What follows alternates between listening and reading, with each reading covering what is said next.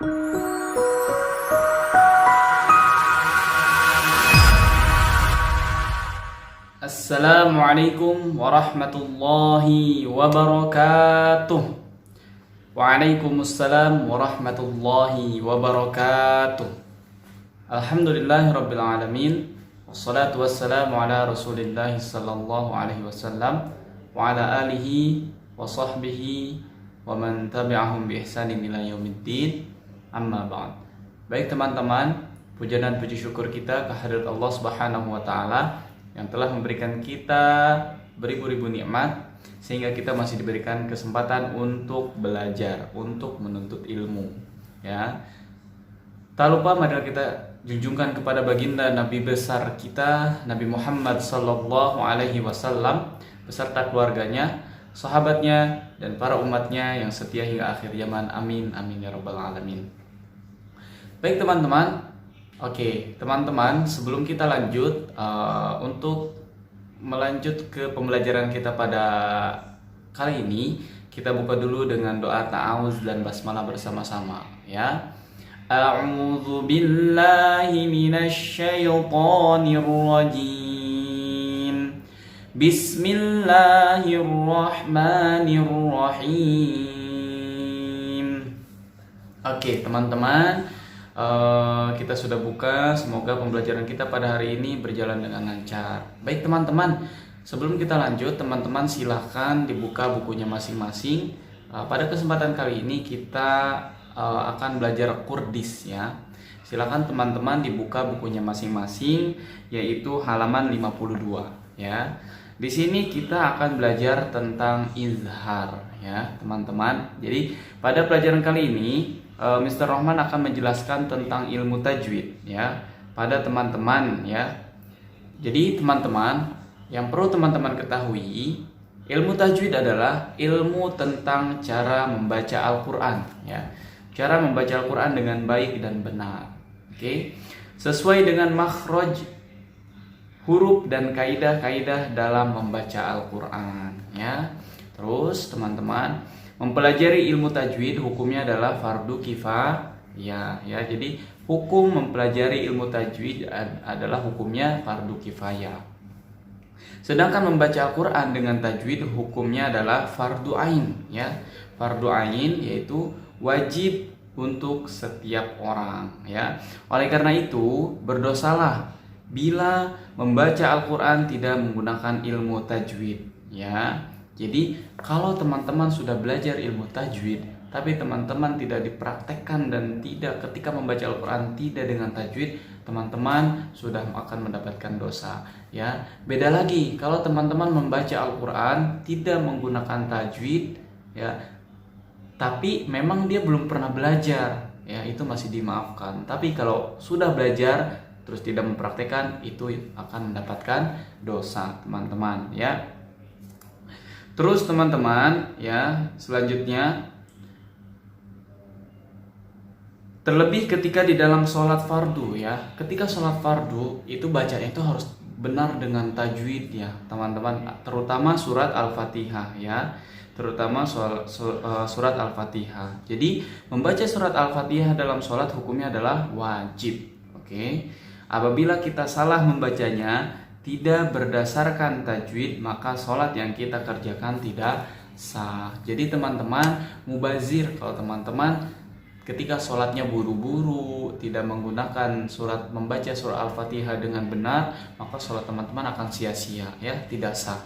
Jadi menggunakan tajwid dan pelan-pelan ketika membaca.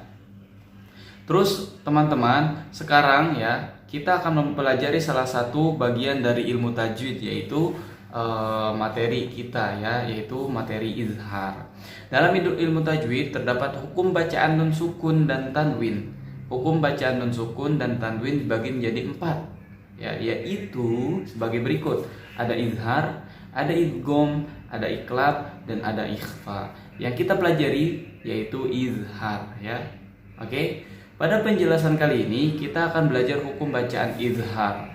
Ya, teman-teman silakan, ya, dibuka halaman 53-nya bukunya masing-masing. Yang pertama huruf izhar, ya, izhar. Menurut bahasa artinya jelas ya. Izhar itu jelas atau terang. Bacaan izhar dalam hukum bacaan nun dan sukun tanwin disebut izhar halqi. Izhar halqi ya. Jadi bacaan izhar dalam hukum bacaan nun dan sukun atau tanwin disebut izhar halqi ya. Izhar halqi menurut bahasa berasal dari kata hal ya, yang artinya tenggorokan ya. Menurut istilah, izhar halqi adalah apabila huruf nun sukun ya atau tanwin atau fathatain, kasratain atau dhammahtain bertemu dengan salah satu dari 6 huruf izhar halqi, yaitu jadi huruf izhar halqi itu ada 6 ya. Ada hamzah, ada ain, ada ha, ada ghain, ada kha dan ada ha ya. Maka cara membacanya harus terang dan jelas, tidak samar-samar atau dengung ya. Kita buka selanjutnya ke halaman 54 ya.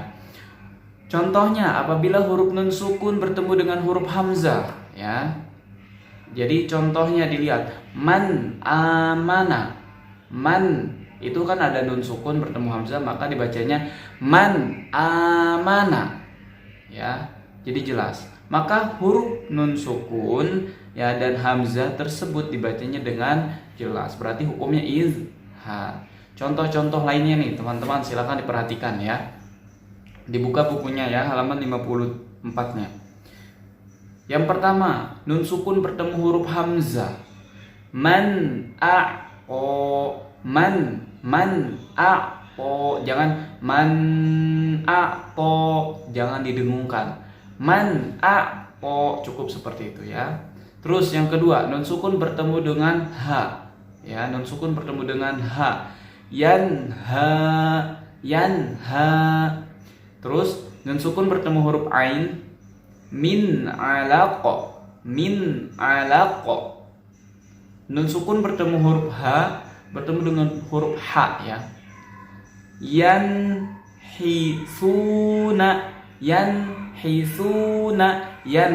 Jelas, yan hisuna. Selanjutnya nun sukun bertemu dengan huruf ghain ya, dengan ghain ya. Min ghadabin. Terus nun sukun bertemu dengan huruf kha. Min khaufin. Fathatain bertemu dengan huruf hamzah. Kufuwan ahad. Terus dhammahtain bertemu dengan huruf ha. Salamun hiya. Ya jelas. Salamun jangan mun hiya. Jadi salamun hiya. Selanjutnya kasratain bertemu dengan huruf ain. Khuluqin azim. Ya, itu contoh-contohnya. Teman-teman silakan diulang-ulang lagi ya. Terus teman-teman, tugas teman-teman yang pertama, tulislah kembali contoh hukum izhar halqi dari beberapa huruf izhar halqi pada kolom berikut ya. Yang pertama, nun bertemu hamzah ya, dilihat di contoh yang tadi sudah dijelaskan ya. Di situ ada nun bertemu ha, itu udah ada semua yang tadi sudah kita ada di contohnya ya. Silakan dicek lagi, oke? Nanti disalin ke tugas yang pertama, oke? Tugas yang kedua, tuliskan bacaan huruf Latin pada hukum bacaan izhar berikut dan berikut alasanmu ya. Berikan alasanmu ya. Misalkan minhum, di situ kan ada nun mati bertemu dengan ha ya. Jadi teman-teman di situ tulis minhum dan alasannya nun sukun bertemu dengan ha ya. Terus contohnya azabun alimun, di situ ada dhammahtain bertemu